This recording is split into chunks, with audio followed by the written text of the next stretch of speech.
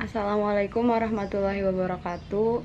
Puji syukur kepada Allah Subhanahu wa Ta'ala yang telah memberikan nikmat dan kesehatan sehingga kita dapat berkumpul bersama dalam proses pembelajaran online pada mata kuliah penelitian tindakan kelas yang diampu oleh Bapak Dr. Iswadi MPD. Pada kesempatan kali ini, sebelumnya saya ucapkan terima kasih kepada yang terhormat Bapak Dr. Iswadi MPD dan semua sahabat-sahabat dan teman-teman yang mengikuti mata kuliah penelitian tindakan kelas. Adapun topik yang akan kami bahas pada kesempatan ini adalah tipologi dan skop penelitian tindakan kelas. Perkenalkan, nama saya Imelda Wulandari yang akan bertugas sebagai moderator pada hari ini. Saya akan membimbing jalannya diskusi ini, adapun anggota kelompok saya adalah Izzatul Fitriyah. Sedangkan rangkaian acara yang akan kita lewati adalah sesi pembukaan, sesi penyampaian dan penyajian materi, sesi tanya jawab, sesi penutup. Baik teman-teman, langsung saja kita mulai ke sesi yang pertama adalah pembukaan. Marilah kita ucapkan basmalah bersama-sama. Bismillahirrahmanirrahim. Dan selanjutnya adalah penyampaian dan penyajian materi. Untuk yang pertama yaitu dengan saya sendiri membacakan materi. Baik, kita akan membahas tentang tipologi dan skop penelitian tindakan kelas. Pada saat ini pendidikan di Indonesia sering dikeluhkan oleh banyak pihak. Sebagai contoh adalah rendahnya kemampuan untuk membaca peserta didik di sebagian wilayah Indonesia, khususnya yang berada di daerah pelosok atau daerah terpencil di Indonesia. Manfaat penelitian tindakan kelas. Penelitian kelas mulai berkembang sejak Perang Dunia Kedua. Diungkapkan oleh Stephen Kempis dalam Hopkins tahun 1992, menyatakan PTK sebagai suatu bentuk penelaah atau inquiry melalui refleksi diri yang dilakukan oleh peserta kegiatan pendidikan tertentu dalam situasi sosial termasuk pendidikan, untuk memperbaiki rasionalitas dan kebenaran.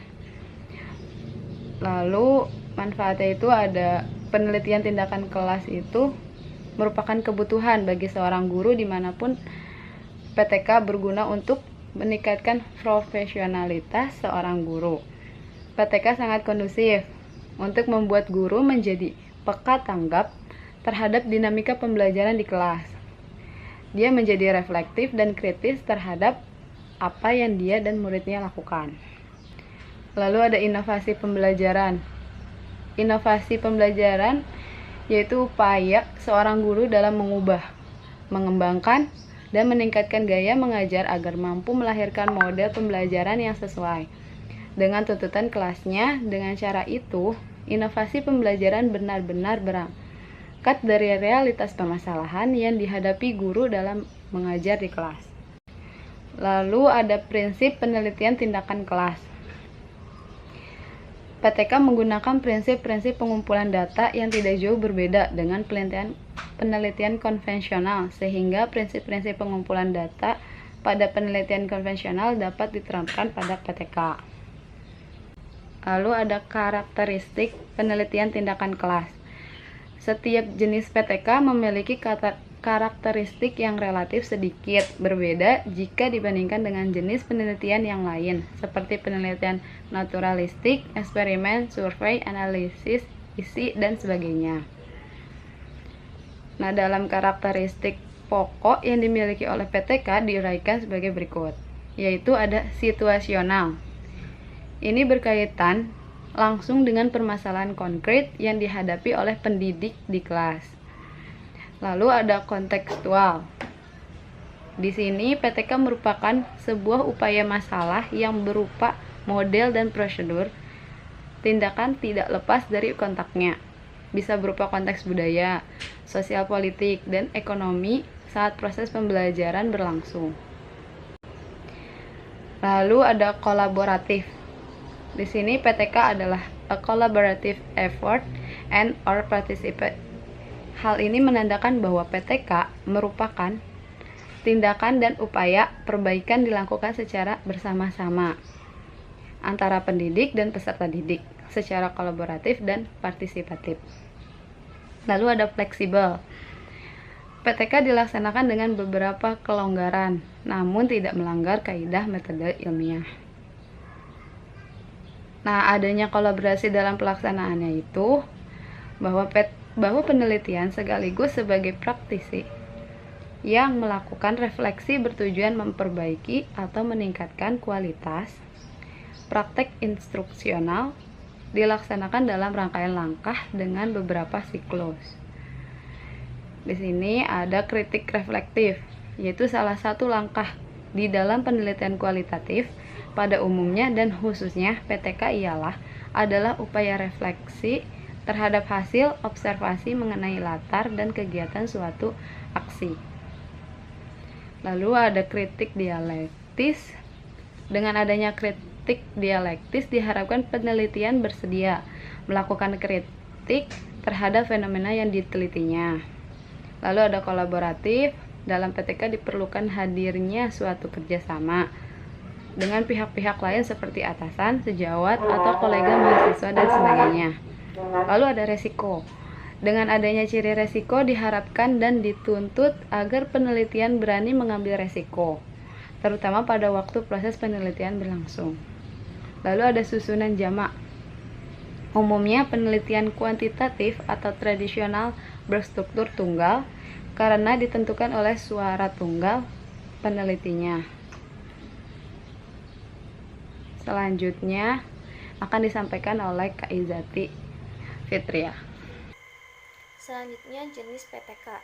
Yang pertama, diagnostik ialah penelitian yang dirancang dengan menuntun penelitian ke arah suatu tindakan. Dalam hal ini, peneliti menganalisis memasuki situasi yang terdapat di dalam latar penelitian. Yang kedua, partisipan ialah apabila orang yang akan melaksanakan penelitian harus terlibat langsung dalam proses penelitian sejak awal sampai hasil penelitian berupa laporan. Dengan demikian, sejak perencanaan penelitian senantiasa terlibat. Selanjutnya, meneliti, memantau, mencatat, dan mengumpulkan data, lalu menganalisa data dan berakhir dengan melaporkan hasil penelitiannya. Yang ketiga, partisipan empiris. Apabila peneliti berupaya melakukan tindakan atau aksi dan membukakan apa yang dilakukan dan apa yang terjadi selama aksi berlangsung. Pada prinsipnya, proses penelitiannya berkenan dengan penyimpanan catatan dan pengumpulan pengalaman peneliti dalam pekerjaan sehari-hari. Yang keempat, eksperimental. Apabila penelitian tindakan kelas dilaksanakan dengan berupaya menerapkan berbagai teknik atau strategi secara efektif dan efisien di dalam suatu kegiatan belajar mengajar.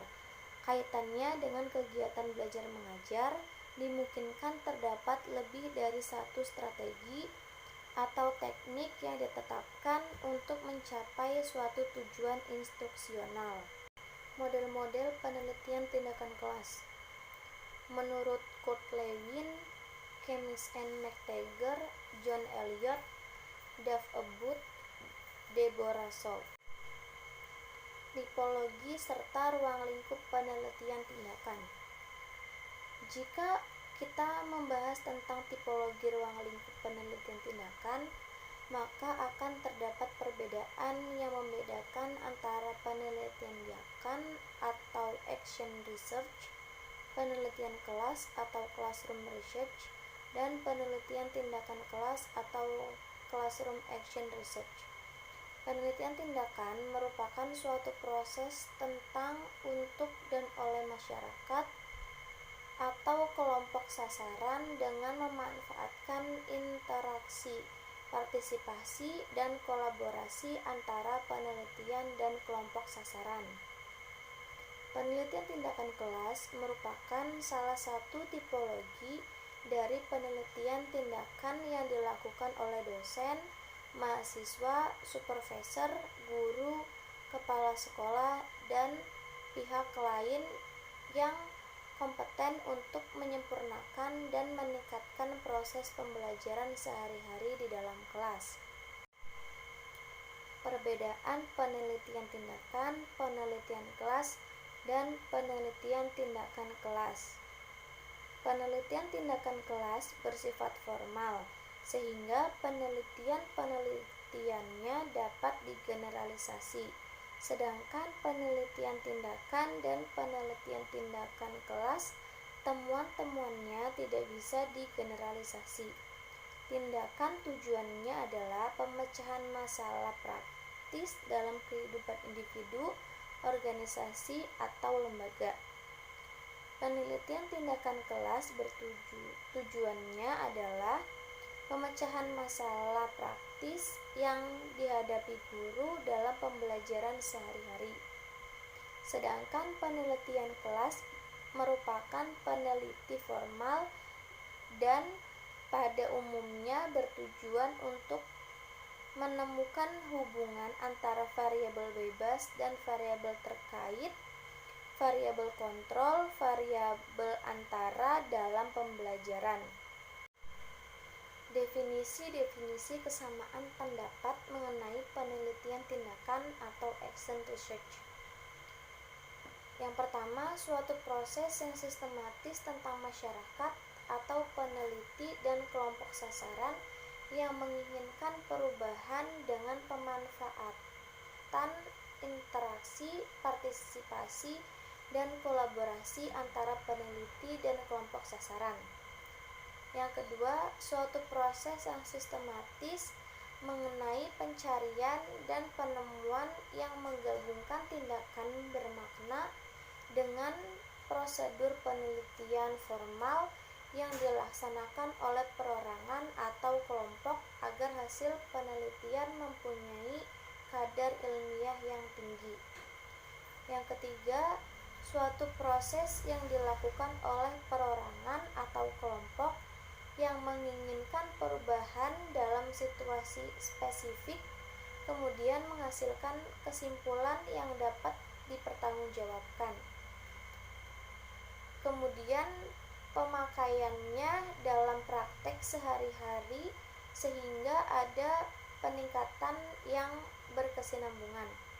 Yang keempat, suatu proses yang menyajikan cara berpikir yang sistematis dan cara kerja yang akan menghubungkan antara teori dan tindakan praktis dalam suatu kesatuan yang dapat memaknai berbagai ide and action.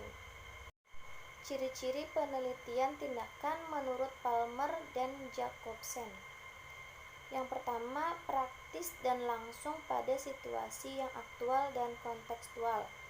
Yang kedua, memberikan kerangka kerja yang teratur untuk memecahkan masalah atau problem solving dan perkembangan baru yang lebih tinggi daripada pendekatan impresionistik dan pendekatan fragmenter. Yang ketiga, bersifat empiris. Yang keempat, fleksibel atau luas dan adaptif. Tujuan penelitian pendidikan.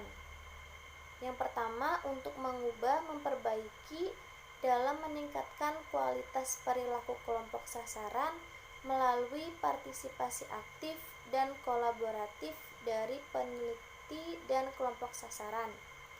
Yang kedua, untuk mengembangkan pendekatan dan keterampilan baru yang dapat dipraktikkan di dunia kerja. Kemudian direfleksikan, dievaluasi lagi, serta dipraktekkan lagi sehingga diperoleh daur yang berkesinambungan dalam pengembangan kinerja kelompok sasaran di dunia kerjanya. Yang ketiga, untuk pengembangan tradisi dalam penelitian terutama pada segi siklus, kedinamisan, dan pendekatan kolaboratif dalam desain model dan langkah-langkah penelitian tindakan. Langkah-langkah penelitian tindakan kelas menurut Palmer dan Jacobsen. Yang pertama, mendefinisikan masalah atau menyusun tujuan. Apakah ingin memperbaiki atau mengembangkan keterampilan baru? Yang kedua, mereview buku-buku literatur untuk dipelajari. Yang ketiga, memformulasikan hipotesis yang dapat dibuktikan atau memformulasikan strategi-strategi pendekatan yang dirumuskan secara spesifik dan pragmatis. Yang keempat, mengkondisikan penelitian serta menggantikan prosedur-prosedur dan kondisi-kondisi penelitian. Yang kelima, menetapkan kriteria evaluasi, teknik-teknik pengukuran, dan ketajaman makna-makna yang lain yang dapat digunakan sebagai umpan balik yang baik, analisis data, dan evaluasi hasil. Demikian dari presentasi kelompok kami. Mari kita mengucapkan alhamdulillah. Alhamdulillah. Saya sebagai moderator mohon maaf atas kekurangannya dan terima kasih untuk perhatiannya. Wassalamualaikum warahmatullahi wabarakatuh.